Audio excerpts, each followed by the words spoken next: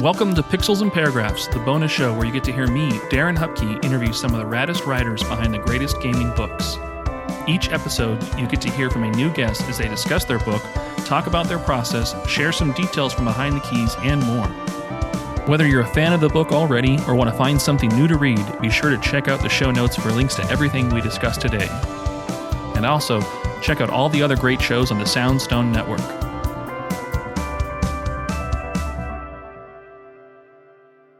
Hello, everyone. Welcome to Pixels and Paragraphs, a podcast about video game books.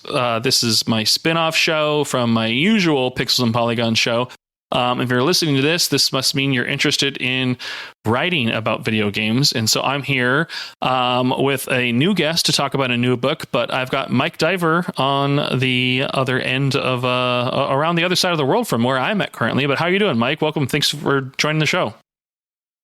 Thanks for having me, Darren. Yeah, I am across the sea from your good self, across the Atlantic in the south of England right now. Just under some nice evening sun. It's not so bad here. It's not so bad. Can't complain.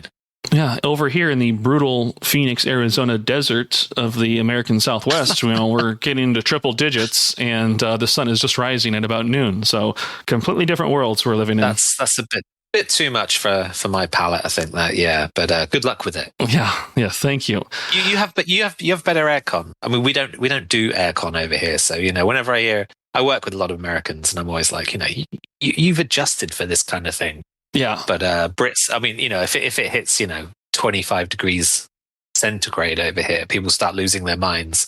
So we're a bit sad like that.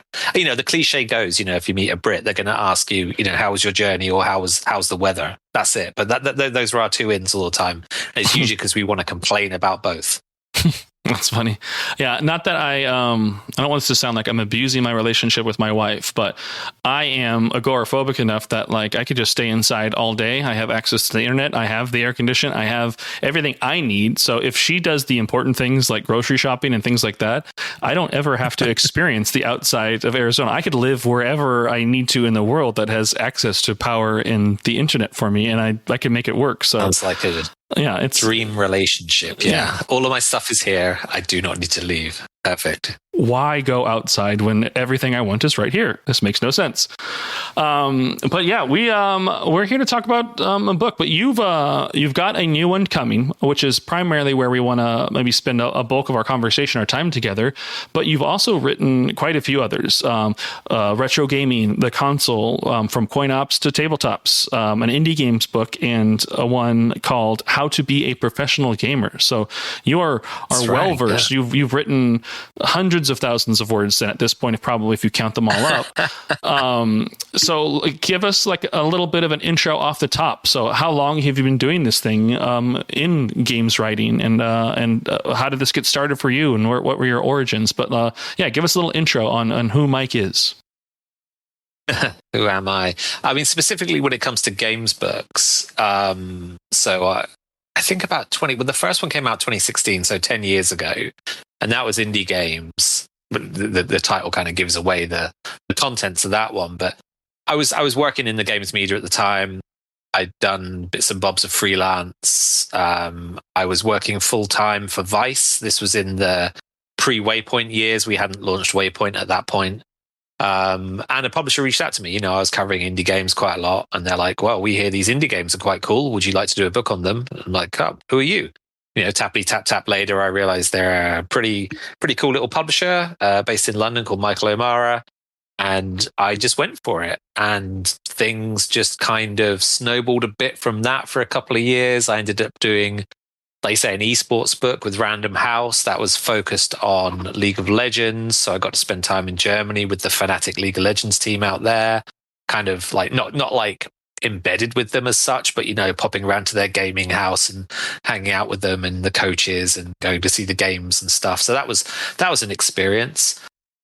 And then a few years went past. I pitched the retro gaming book, which is by far the most successful one I've done. That came out in 2019. It's what I sort of refer to as a toilet book. I don't mean that's the only place you can read it, but something you pick up for 5 minutes maybe and put down again and leaf through, and it's it's not like second screen reading, but it sort of is. It's not the most comprehensive book in the world, but it's a nice little nostalgia tickler, a nice little reintroduction to older consoles. It goes up to sort of first generation Xbox and PS2, that book. Mm-hmm. Then I had a break. I was working, after Vice, I ended up going to Lad Bible Group and heading up their gaming Bible brand for like 4.5 years. Bits of PR here and there. I ended up doing a PR stint, working with Warner Brothers and EA and some really, really big publishers. And yeah, just ended up, 2024, did a couple more books. One was from Coin Ups to Tabletops, which is about really cool, really old standalone electronic games. Like, if anyone listening is old enough to have been a kid in the 80s, which I suspect quite a few people are, they might remember kind of like LCD, VFD versions of like Pac-Man, Frogger, Space Invaders, etc. Some were licensed, some were not. There's a book all about that with really cool photography. And the console, like you say, the console came out the same year, and that was like a much, much more in-depth expansion, I suppose, on what retro gaming was. I really, really, for a time, really got into like the machines, the hardware side of thing, and the evolution of that, and how that kind of supported the evolution of the software that we were playing, the experiences we were enjoying, and seeing how they were evolving. So that was a really, really in-depth project. It covers 72 to 2022 in terms of home consoles. Big book, that one. The new one is a little bit smaller, but just as detailed, just on a very, very, very singular topic. And that's on aliens, as in the Ridley Scott, James Cameron, David Fincher et al.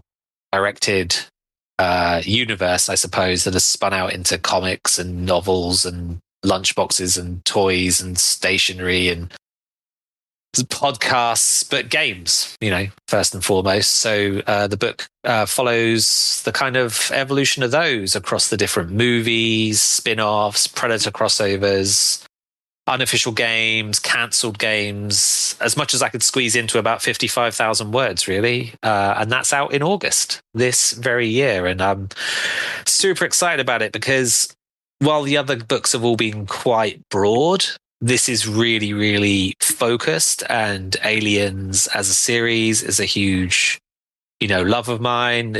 Very few of us who ever watched Alien or Aliens, forgot about it. I think it left a big impression with a lot of people.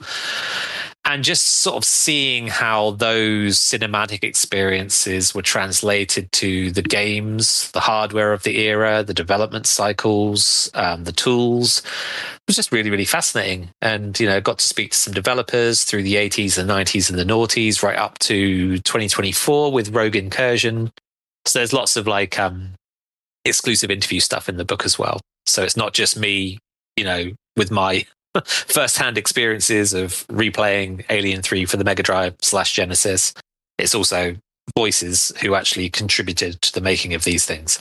Yeah, so that's really cool. Yeah, that obviously gets more involved in the creative process of it all. Like formatting wise, I can see like in the console, it's almost formatted in a way similar to the Aliens book. You have an overview of everything and then you dive into it like through the chapters and everything. But rather than just this high level overview of the systems and the hardware and some of the important landmark moments in games, like you're covering essentially every game. I mean, how long of a process was it to research and compile your collective master list of all the games? I mean, were there ones even as a fan that you discovered you had not ever heard about before or realized were released? Yeah, definitely some of the rarer ones, some of the cancelled ones certainly. But if you go back to sort of the early 80s when there was kind of more, it was a bit more Wild West like. Mm-hmm. So you had things like Personal Software Services Alien. You had Avalon Hill's The Alien. Obviously, they're really, really based on the movie. But they come out in, I'm trying to think now, 82, both at 81 and 82. Mm-hmm. So you've got, this era of publishers, developers putting out games based on Alien that aren't official Alien games. And that kind of continues right through. You got fan games, and like one of the games I covered in the book, or I cover in the book, is a game made by university students that is based on a toy line, like Mini Mates, which is kind of, they're almost like little Lego figures. Yeah. So someone at a university has made a game, a little like 3D side-scrolling platformer sort of thing. And like, so I'd never heard of that at all. Some of the mobile games, like the AVP films of the, what was that, of the noughties, they got quite a few mobile games between them. And because that era of mobile gaming didn't really resonate with me at all, this is pre-smartphone, I didn't really have any idea that those things existed. So it was really quite fun to go check them out, play a couple of them, because the wonders of emulation, etc. Obviously, you can't play these things on a phone anymore. So yeah, there was like little discoveries at every turn. And even with some of the bigger games, the games about, your Alien Isolations, your Colonial Marines, games like that, Alien 3 back on the Mega Drive and SNES, just finding stuff out about those games that I'd never read about before. I mean, I'm hoping that people who pick this up, if they're really into the games, they find something new. But if they're more just like, I kind of dig games and I kind of dig Alien as a series, hopefully they're going to find a lot of stuff that the kind of more hardcore gamers already knew, but like these little gems, these little kind of anecdotes from the developers themselves that just make you go, oh, you wouldn't get away with that now. These kind of things. Mm-hmm. I mean, Alien 3 is a great case in point. Where the makers of that for the Super Nintendo, if anyone's played Alien 3 on the Super Nintendo and died, which you probably have, it gives you a vocal sample, and it's Hudson from Aliens, going "Game over, man," and that was never cleared, never cleared. They made 2 cartridges. One went to manufacture, and one went to Fox for approval. And the one that went to Fox for approval didn't have the sample in it, so you only hear that Hudson sample because Probe Software of Croydon, England, decided to just not mention it to the license holders. I love that kind of stuff. So all these little things are thread through the book, like what they could get away with, and little stories about design, and just what came through the most. And I realize I'm rabbiting on a little bit, but what came through the most when I was speaking to these developers is I've met loads of game devs over the years. Like been working in games media or in the game space for, I don't know, like 15 years or so now, which doesn't sound that much, but I was a late bloomer. I worked in music first, but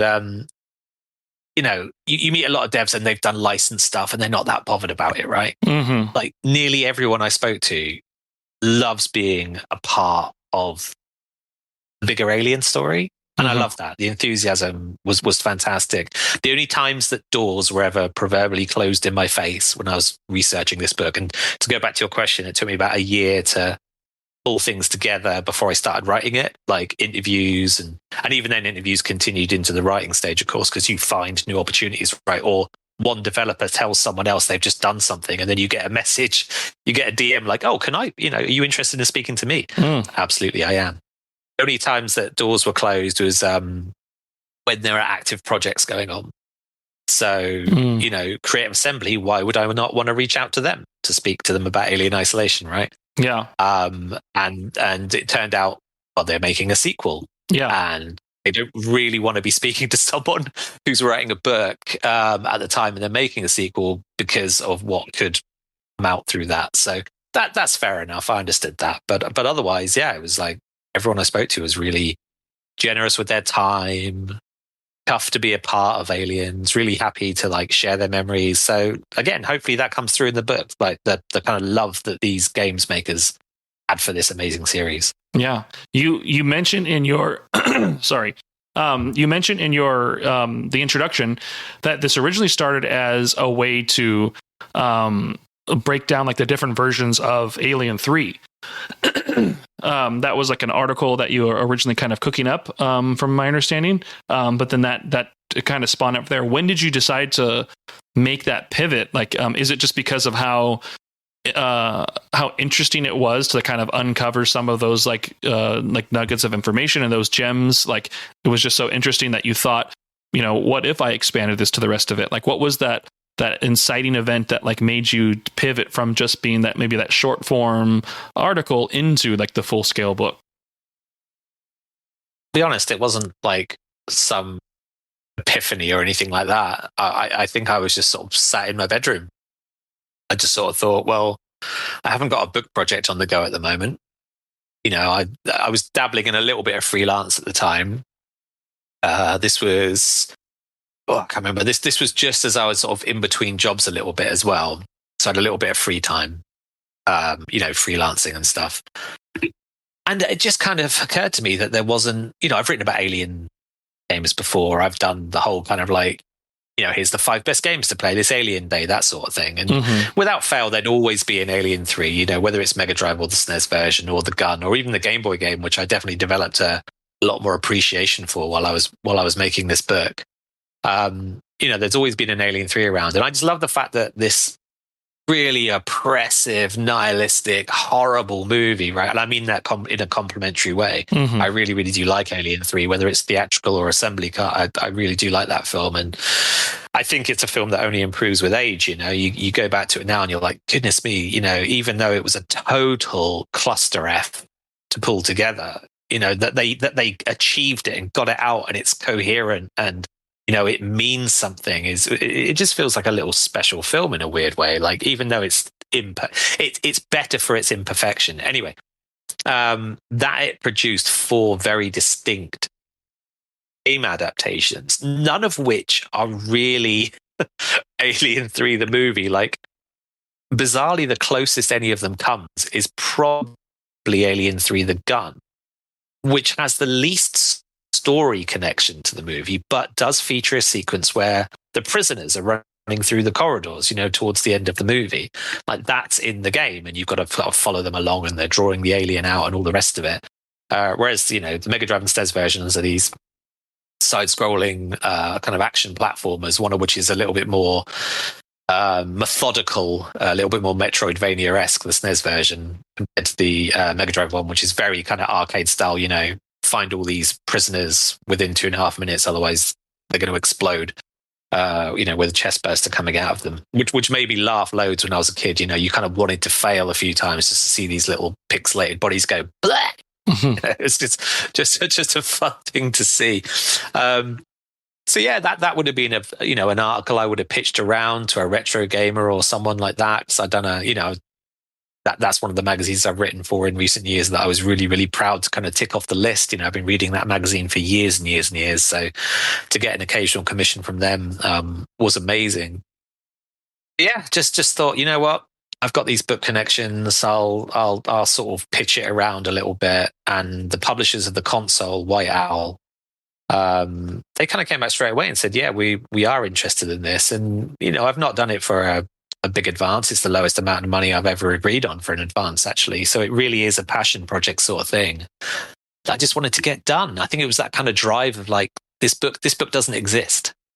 If I don't make this book, eventually someone else will, because that's the way that, the kind of library of video game history is going, right? You've got all these books on various series, Resident Evil, Silent Hill, several Zelda books, Witcher, all the rest of it. So, let's jump on and, me combining my love of the medium with the love of the series, the brand, if you will, might as well have a go at it. And you know what? I think it came out better than I could have expected. I'm not very good at tooting my own horn, but I think it's come out well. I think it's my favorite one of the books I've done. But then again, you'll know this. Isn't the most recent one usually your favorite one you've done? Not always, but yeah, generally. Yeah, I just got done putting together the final touches on my most recent Pixels and Polygons quarterly zine, and I literally had to type an email update to folks, and I was the cliched email like, "This is my best one yet." Like, I'm really proud of this one. Yeah. I'm like, oh my gosh, like I do genuinely feel that way. Like, it is everything I've learned along the way has helped it be better and better over time, and that's how it works. So like, it's true to an extent. Like, it is cliched, but it is true. Like, the things you learn are shaping you and developing you and pushing you creatively, so that those next things you're creating are going to be that more involved and like start on a higher like level of content and quality, and it's a good thing, so it's good to hear. I think you should be proud of it and everything.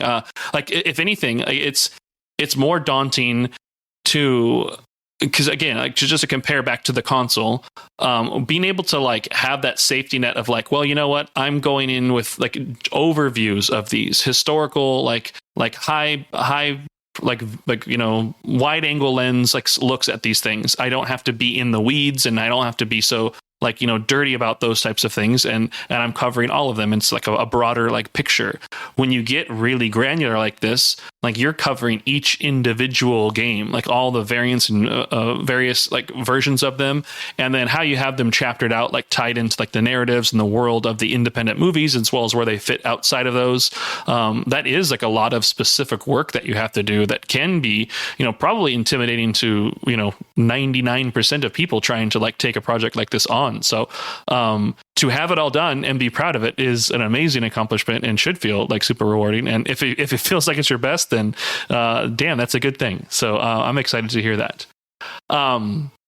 Within your process, though, I'd love to hear a little bit more about that. So you say about like the research side of it, setting up interviews, getting things together, took you about a year to do that. When it came time to open up a document and to start writing, what was that like? How did you give yourself structure? Do you have like daily goals for writing? Like, how are you involved with the publisher for like milestones? Like, what did that look like as you started to create it from like the boring like process side of things?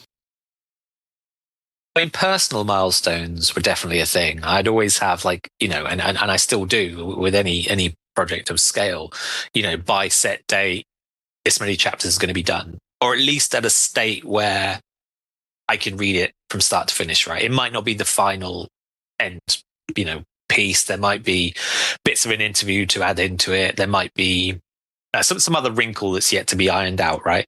But for the most part, these building blocks are in place. And the way I came to this book, even though it's not structured purely chronologically, a lot of the writing was, with the occasional exception of like, oh, I need to break out of like this 8-bit, 16-bit era and do like a AVP for the PS3 or something, right? Just to kind of like vary it up a bit. And there'd be days where I knew that I had chapters that were quite small and they didn't have any new interview content, so there wasn't transcribing to do, right? All that kind of fun stuff that you forget about. You're like, oh, I've just had this amazing 2-hour conversation with someone. Oh, damn, I've got to transcribe a 2-hour interview. But this kind of extra work that comes with this stuff, because as much as I'm sure people do use, AI software and stuff for that sort of thing, I try not to. I've done that before in my, when I worked in the games media and various programs, and you lose nuance. It doesn't get the words quite right. There are interviewees you'll speak to, and they kind of know what they want to say, but they don't quite say it right. So if you listen back to that, you get the gist of what they're saying, right? You understand what they mean. But if you read that back and it's spat out by a machine, that's lost. You don't get that. So like having to go through that process was obviously take a while. And there'll be days where, and again, I'm sure you're the same. I'm sure everyone who writes at length listening to this feels the same. There's a day, you'll have a day where you'll get 300 good words done, and it will feel like the worst thing because the next day you can do 3,000 words, right? This is the way it works. If it isn't flowing, if the juices isn't flowing, or there's stuff happening, or there's distractions, but those 300 words in and of themselves are priceless because that might lay the foundation for you to come back the next day and just absolutely smash through that chapter. There's no like set or like predetermined way of doing this. Like everyone writes a book differently. So yeah, for me, it was very much like by date X, I want to be 20,000 words in, right? 40,000 words in, 50,000 words in, whatever it was. But with the kind of caveat of like, that doesn't mean they're final. I kept on going back to chapters, kept on adding things like Alien 3. The chapter on Alien 3 for the Game Boy was probably half the length that it is in the final book for 90% of the process. And then I don't know, something caught my eye. I think Jazz Austin, who's the programmer for it, he was mentioning something else, and he wasn't really. I'm not sure he's even credited officially on the game, right? I think if you look in the credits, maybe he is, maybe he's. I can't actually remember, but there was a lot of that license work where you wouldn't necessarily know the exact people involved. And I found out he was, and I reached out to him. I was like, "Oh, hey, Jazz, am I barking up the wrong tree, or did you do Alien 3 on Game Boy?" Yeah, I did, yeah. And so that becomes another interview to add, right? I'm like, well, brilliant.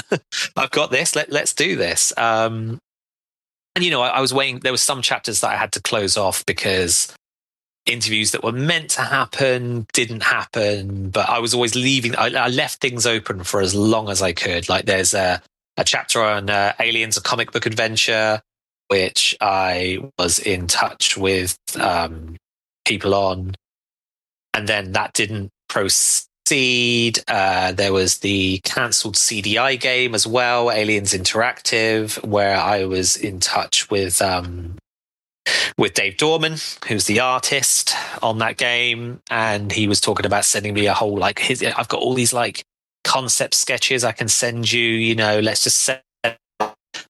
And again, this is something I'm sure you've run into before. Then they just go quiet. And you don't hear from them again. And so there was definitely a few things like that where I just had to leave chapters slightly unfinished. So, but, given the opportunity, expanded second edition, who knows? Let's see. I'd love to go. This is again, it's my own love of the series, I suppose, that drives this. I kind of don't see this as one and done, because we've got Isolation 2. We know Fireteam Elite 2 is coming, right? I had a conversation with John Romero post this book, of Doom making fame, obviously, and other things. And he told me about an Aliens game that he was planning to make that never went anywhere beyond the planning stages. So it's not documented. He was like, "Oh, I could have told you about that." How was I to know? Yeah. How are you meant to know these things until you have a conversation with someone and he's like, so that's something I want to incorporate going forward. So I'm running before I can walk here, right? The book isn't even out yet, and it might sell 50 copies and do absolutely nothing. But if it does well enough, I really want to go back and expand things out and hopefully reconnect with some of the people who I didn't have time to speak to, or, there's people like Isolation is such an important game to a lot of people. And I've got, interviewees in this book for it, but I could have doubled the number of interviewees for that chapter. And I would love to. There's people in the narrative side of that game, in the audio side of that game that I've met and I've spoken to, and who I'd love to go back to and, actually get them on the record. But it's time and space, Yeah. There's only so many the word count is only so long. So they're not in there for this one. But if we get the chance, let's see. Yeah, that is part of kind of what I like to ask as well. Like if there was any research or content that you wanted to include, but maybe didn't make that. So it sounds like we kind of already addressed that. So I mean, yes, in a property like Aliens, again, we already know, like we just saw, I mean, at the time of this recording, just this last week, we see the official unveiling, cinematically of Isolation 2, and we know future things will come. Like the Aliens franchise will not be something that just ends and there's a final thing and we can all pretend like it's never gonna come back again. So I mean, there's 4 games at least 4 games in development now. Yeah. So 4 major games for this series. So yeah, there's going to be a lot coming up. And Isolation 2 is just, I'm so glad we got to see what we saw of that. I'm really gutted that we didn't see it sooner, so I could have included more about it in the book. But, these things happen. Again, that's a chapter I was waiting till the last minute to finalize because I knew I had to include something about it. But well, it's already when you open the book up, it was. Oh, I was going to say it's already ready for you to have that, that second edition or revised version where you can enhance upon it and all that stuff. So it just gives you, it's future proofing that. The chapter title is Alien Isolation 2, title TBC, because, I don't think there was any guarantee that it would have been just called Alien Isolation 2. I was totally expecting it to be called Alien something else, absolutely. Like Covenant, like Romulus, etc. That's the kind of format I was expecting. And to be honest, and I'm not going to go into it, obviously, because I don't want the lawyers at my door, but based on what I'd heard, I really thought, there's no way they're going to call this Isolation 2, but here we are. And now, like, people on the internet have kind of, they're very good at unpicking the what they're seeing and connecting the dots and stuff. So I'm excited for it. Yeah. Interesting. Yeah. Well, I mean, you mentioned a couple of things there. I'd love to kind of touch and follow up on the.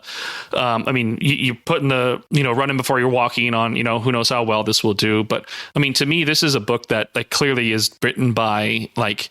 It wasn't like designed from you. It sounds like just from a pure business decision, just to do for like the opportunity and the money. You did this as a fan. Like this was something you were already going to do regardless. Like we said, like it started out this idea as an article for a smaller like vision of just looking at those Alien 3 games, but it expanded from there. But that was all done by your choice. Like you wanted to see this happen. You wanted to have this happen, and this was going to be something one way or another you were going to do. So like that matters in like these creative outputs and in writing. Like when you're reading something that somebody is passionately like bringing to light and highlighting and documenting and covering, like you can tell, like you can see when something is just like done for the content because it was hired or licensed or like asked for or whatever, and then you can tell when things are actually done out of like creativity and passion and fandom and everything. So like I mean, regardless, like hopefully there's a reason for you to revisit this world just as a fan, whether that's like additional articles online or supplemental things or revised versions, whatever it may be. But I love that is something that could happen for somebody as a fan.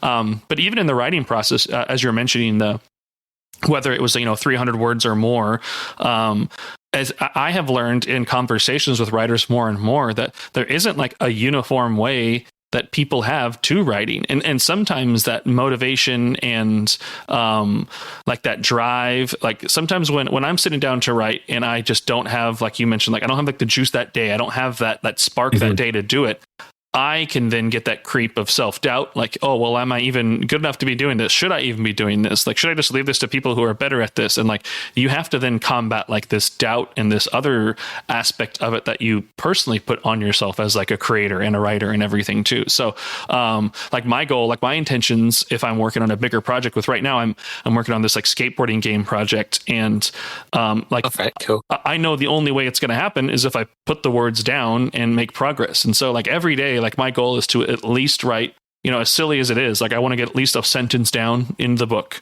I know for a fact I'm not going to sit down and write just one sentence, but that is like at least that mental trick that I give myself to sit down, put that down, and know that I'll at least get like, a paragraph or two at the bare minimum. And if I'm not feeling it, at least the next time I sit down, I don't feel like intimidated by like, oh, I haven't touched this document in 3 weeks. Like, what am I even doing here? I have to like, where was I even at? And so like, those are like those little pace points I put for myself. And then I know that one day I'm going to have that afternoon where I sit down and I absolutely am just feeling it. I'm not distracted by anything. And I suddenly, do 8,000 words, just sitting down like for a few hours. And like, it's just so fulfilling, but you never know. And it could be different for other folks. But I think how you navigate through that self-doubt or that challenge or that, that idea that sometimes can creep into your brain and overcome that is different for others. But I think it's important that, people who are interested or maybe even listen to this that are questioning themselves, while writing things, like that's absolutely normal, and that, just come back at it and stay persistent with it, and, just keep making sure you are you in those moments to see it through. And that's how you're going to have that exciting moment where you can look back and think, this is the best thing I've done. I'm pretty sure this is it's the most newest thing I've done, but it's also my favorite thing. So it's just always curious. I mean, this is why I selfishly do this podcast and I decided to talk to writers because I love the process. I mean, I have a bookshelf full of multiple books on just video games and development and histories and things like that. And I'm just a fan of that. And so knowing that they're all put together by different writers, different publishers in different formats and different processes, it's just curious to like hear about how it's all done. So it's interesting to even hear how you do it. It isn't like, while you may feel like it's maybe more of a standard way or an expected way of writing things, I think that, not everybody is all the same. So it is interesting to know how much you put into it going into this. So I love hearing about that. Yeah. You said something really important there, actually, is like, just come back to it. Like, don't leave it a week. Don't leave it 2 weeks. If I was giving one piece of advice, it would be to that. Like, if you've had like a rough day of it and you haven't got much down, back the next day. Like, don't leave it a week, because if you do, you'll feel more detached from it. Mm-hmm. Like, I've been working on something recently, which is kind of, well, it's not out there, so it's not strictly NDA'd, but it's not out there either. And like my family and I, we had a little holiday, which we needed, and it was lovely. But like just that little break, I came back to the work and I was like, crap, what am I doing? You know, it's almost like I'd forgotten how to put a single sentence together. So that, like, what do they call it? It's sort of momentum. You talk about it in sport all the time, you know, and it applies psychologically to writing as well. Momentum, like, you know, even if you're not, just get back in there, get in it, because if you hit that vein, you're gonna keep, it's gonna carry you through. So yeah, just don't let it drift off. Also, you know, when you do let it drift off, and I've had this happen. You know, like, then projects don't get done. Like I've pitched, you know, more books than I've ever had commissioned, and I think a lot of those I probably could have got somewhere with, but I just went, oh well, never mind. Had one person say no, so I guess it's rubbish. You know, yeah. Then you sort of you backburner it, and you know, you never see it again. So yeah, just yeah, stick to it. Come back, try again. Yeah, one no is just, it's an obstacle, or it's an opportunity to overcome and find that different path that it's going to let you say yes. And yeah, the only reason, like, that's why I've gotten into doing what I'm doing, is because I just stopped taking no's for the answer and found other ways to do it. Now, were they the most perfect, idealistic vision of exactly what I had, and they came together, you know, in these like awesome, huge ways that like I had hoped for? Maybe not, but they still were completions. They still were things that were satisfying. They still filled me with that momentum to like, know I finished a thing, and I can carry that into the next thing and help feel even more motivated and more inspired and more like encouraged to kind of move forward with that. And so, just a no isn't, you know, a no from one person isn't a no forever. It just means you got to talk to somebody else maybe, or you got to find a different source or something, and it can still happen. Absolutely.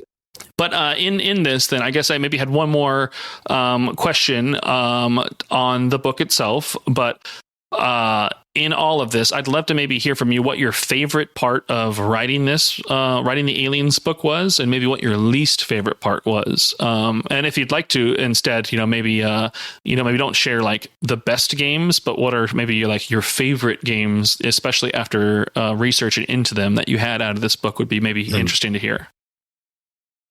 I mean, if you're looking at kind of chapters, like the start of the book follows the movie, so it's the games of Alien, the games of Aliens, the games of Alien 3. Now, Alien 3, I was already really familiar with those games, except for the Game Boy one.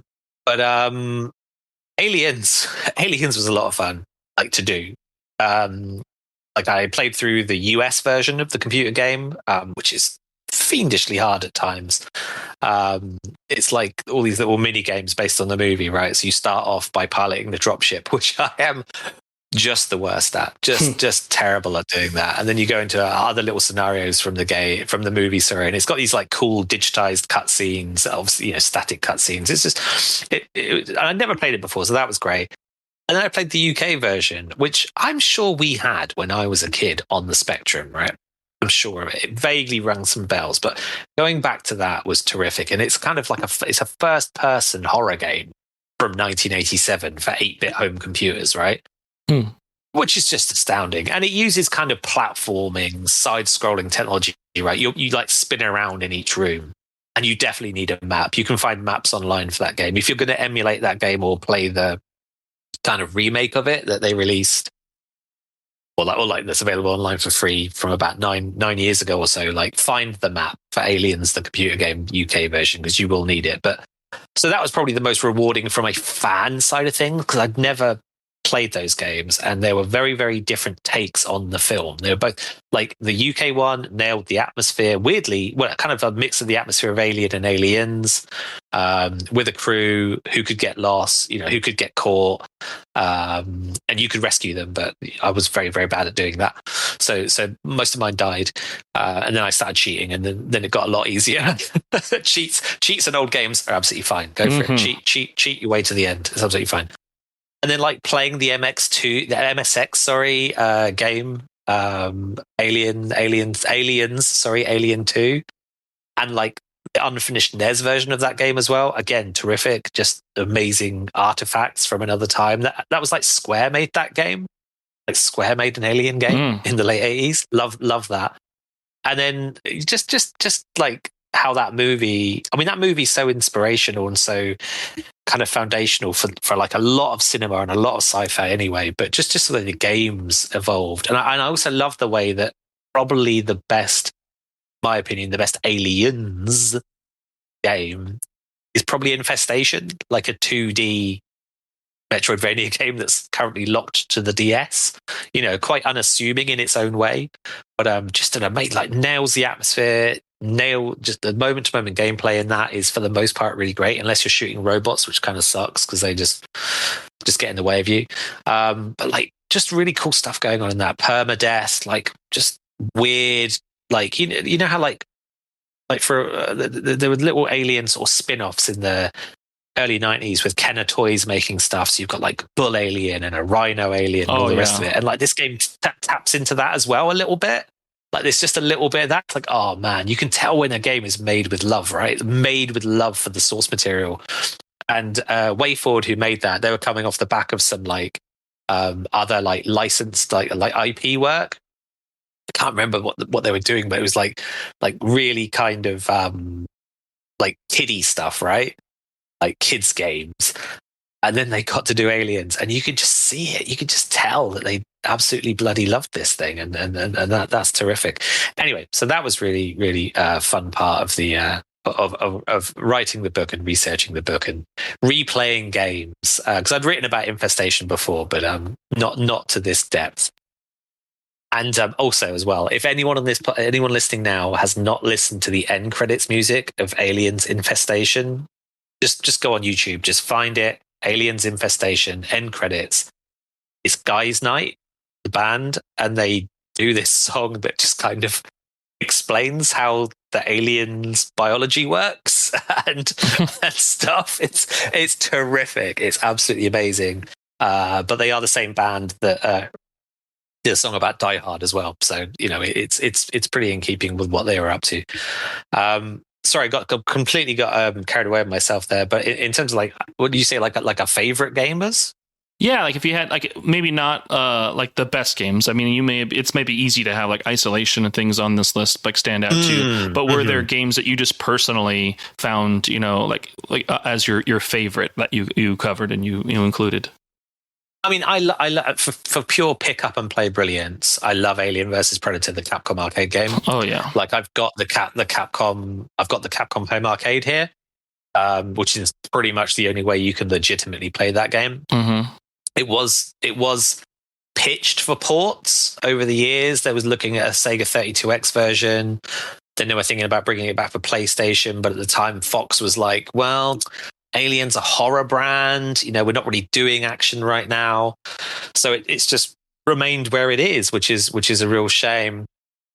But that just for pure kind of pick up and play, instant impact, loads of fun. And, you know, it's the kind of game that you can run it on anything nowadays. You know, people have their ways of emulating things, and that I'm sure that's how most people, 99% of people, will have played that game. Yeah, and there's no shame in it because, you know, trust me, Capcom are making enough money this year. Don't worry yourselves about it. They're doing fine.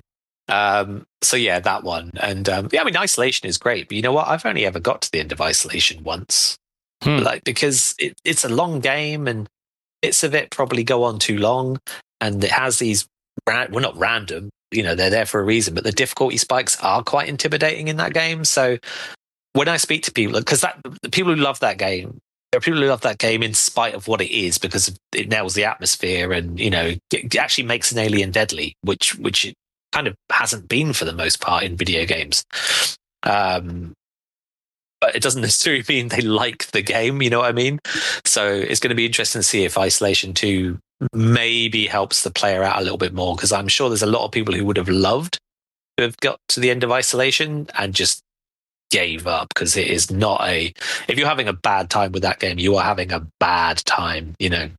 Yeah, that one is just one that is just too intimidating for me to play. Like, I just can't play games with like that tension and terror anymore. My anxiety is my anxiety outweighs the entertainment. So a lot of like more modern and recent like horror titles or horror influenced titles it's just too stressful. Even though it looks amazing and I love the visual design of it, like it just seems like they really just tapped into like recreating that world in a space for this game, and like it's like such a good job. But it's just one I have to watch through like Let's Plays and streamers and things like that. Yeah. So The first time I ever played it was in the dark, and I don't recommend that necessarily. Oh my gosh. When I was researching this book and I replayed it on Switch, and I replayed it on holiday in Spain in the sunshine. Yeah. And like the vibes were totally different, and like it felt a lot more approachable like that. I'm just chilling on the couch on my holiday playing,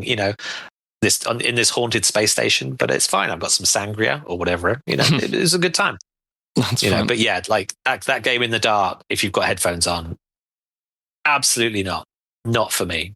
Yeah, no way. No, thank you. Okay. Well, what about the last question then? The least favorite part of the writing process of putting this book together. What is that part in the entire process that you are just, not excited to get to, or were not excited to get to in this book?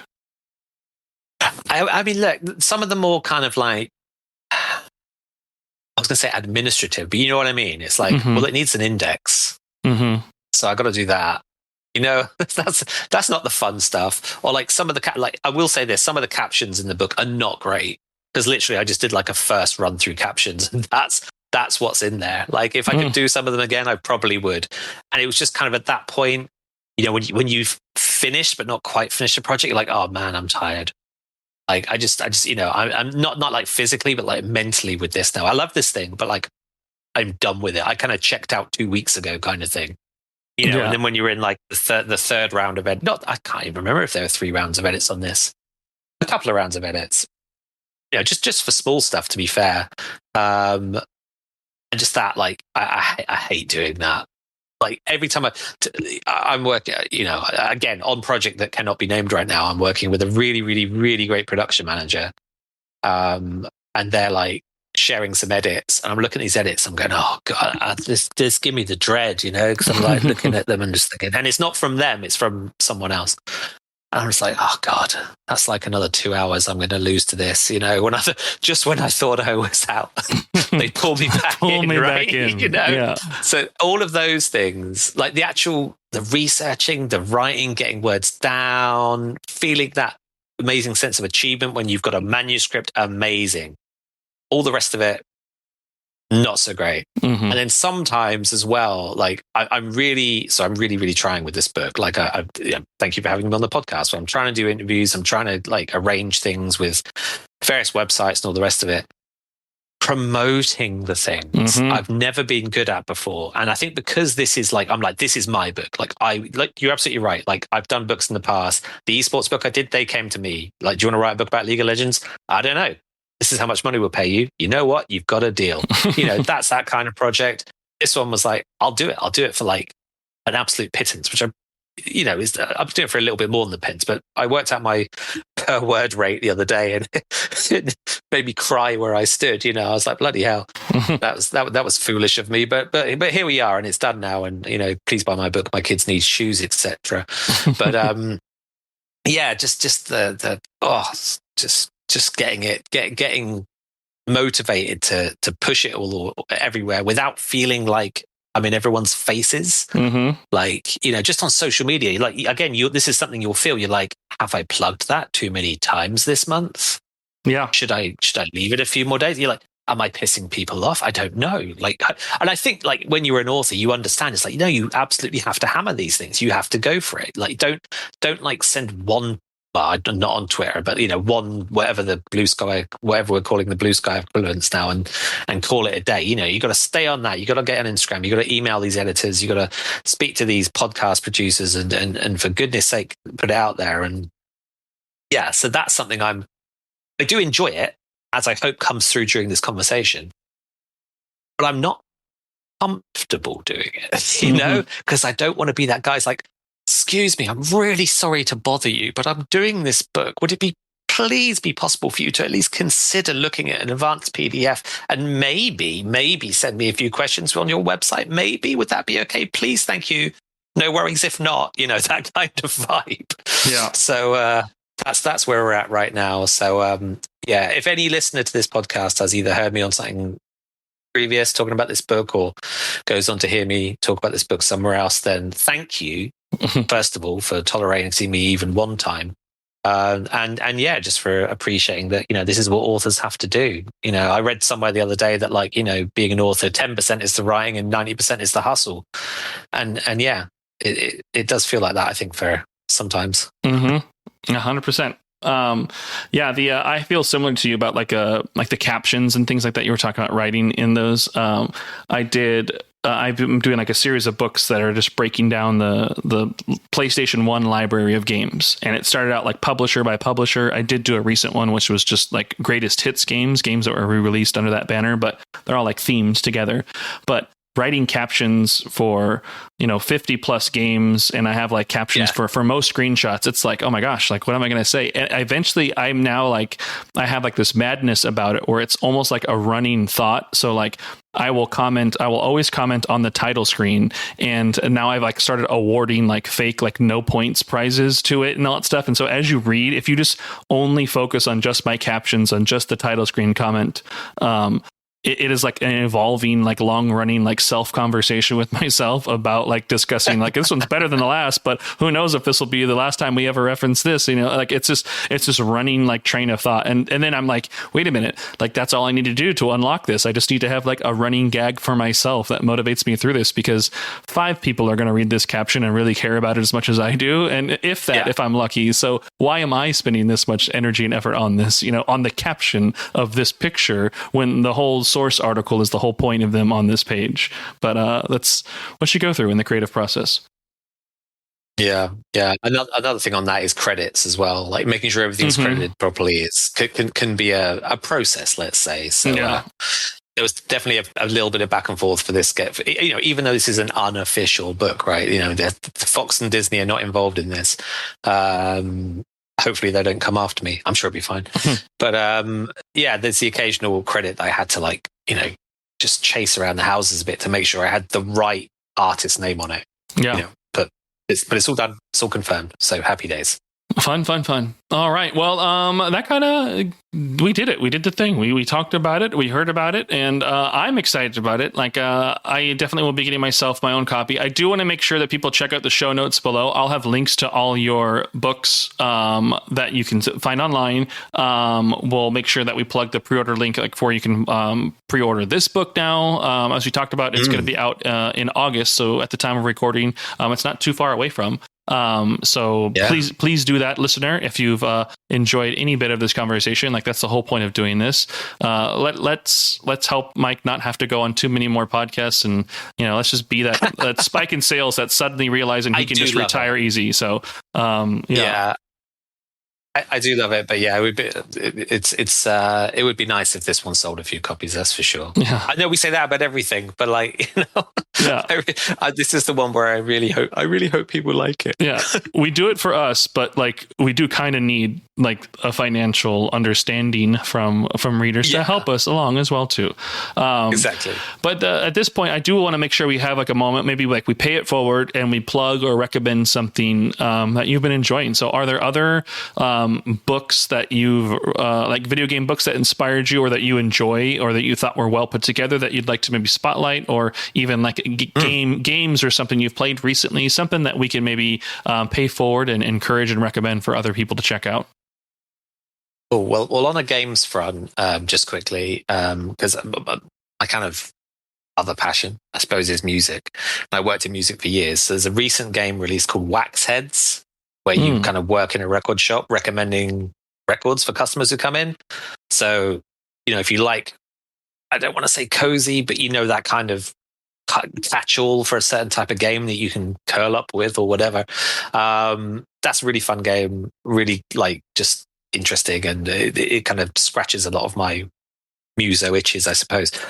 So do check that out, Wax Heads. But in terms of books, so around the time the console came out, and I kind of explored a few weird and random consoles in that, right?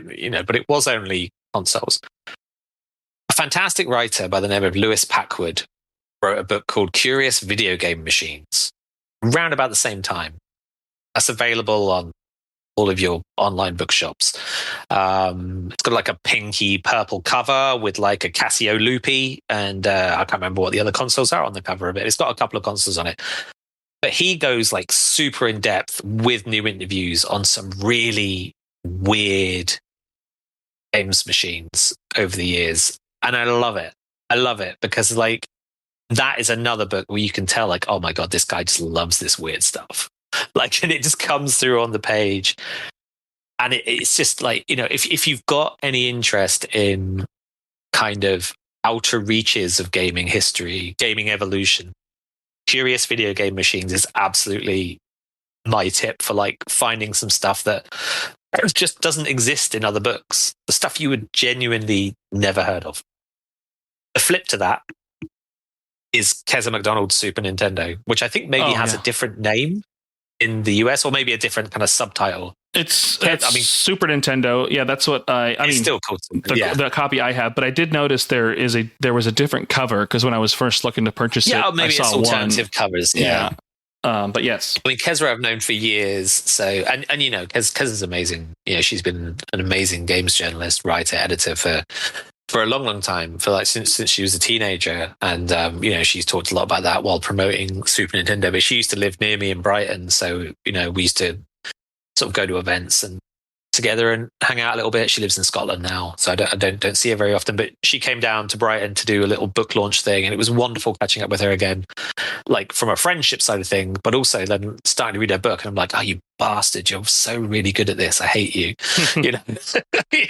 and like, but her book is, I mean, like you say, if you've got it, then it is like, it's not like a straight history of Nintendo, but it's like, it uses Nintendo games as a lens through which to see how we as people interact with these things, I suppose, or like evolutionary instances, like important landmark moments. And I just love that. I love how she approached it. It could have been something a lot drier than it is, but it is fantastic. There's a lot of gaming history books, and I admit this as a writer of them, are quite dry. Hers is not. It's terrific, and I think it's doing quite well. But I wish her even more success with it because I want to see what she does after this one. Yeah, I want to see her do well. Who knows what be next? Can she do this but for PlayStation? I'd love to see that. Yes, as the PlayStation nerd, I mean that's why I started doing the books I did, because there wasn't really many PlayStation retro gaming themed books, and so I'm like, well, if no one else is going to do it, I'll do it. But if and I don't want to pretend like I'm doing it the best or the right way, or that no one else should do it. I'm only doing this to maybe help spur on like somebody else to try and do it better, because I will buy that book and love it and read it and be happy that it exists. So I would love that. Yeah, the Keza's book is the Super Nintendo book is great. Like it has that balance of just informing, but also just personal, like wonder and curiosity, and like the connective tissue of how they can do it. That is just inspiring for me, because I think just like you, I love historically being able to like document, research, and put details together. But sometimes I'm worried that like, did I have enough, like flavor within that? And that's the thing that I try and push myself to do more of. And that's what I think I'm getting better at. But like, yes, some of these writers like are just doing this in ways that like are beyond motivational and talented at what they do. And so yes, go get these books for sure. Super Nintendo, great read. A huge endorsement for me as well too. But fun. Okay, well, I will have order links in the show notes below. So get the Aliens, the video games book. But I'll also have the links to your other books there as well. We had the shout outs there. We had everything. I do very much appreciate your time. Mike, is there anything else you want to say before we wrap up and call it a day? Or anything else I want to say? I don't know. I mean, depending on when this comes out, I hope Scotland have got out of the first round of the World Cup. I really hope that for them. That would be good. I hope that all these horrible headlines about war have faded into the background a little bit, and we can all enjoy a big football tournament. That's what I want to have happened. There we go. But I don't know, man. Maybe not. Yes. Okay. I guess that is the worst question to ask at the end. Any other things run around that head of yours that you'd like to vocalize? There's like too many things. Too many things at 100 miles an hour. Yeah. All of the things. But thank you so much for your time. This is a fun conversation. I do love being able to like hear from others in their creative processes, but also the passions and why they do the things. And obviously, this showed up very, very well for you. Like this book means something to you, and I hope this is exciting enough for others to want to go out and inspire them to want to pick it up and buy it themselves. So please take a look at it. Check out the links below. Thank you so much, Mike, for joining the show. And for the rest of you, thanks for listening to the episode. There'll be another new episode next week. But otherwise, have a good one. I don't have a good sign off, so that's it. Goodbye, everybody.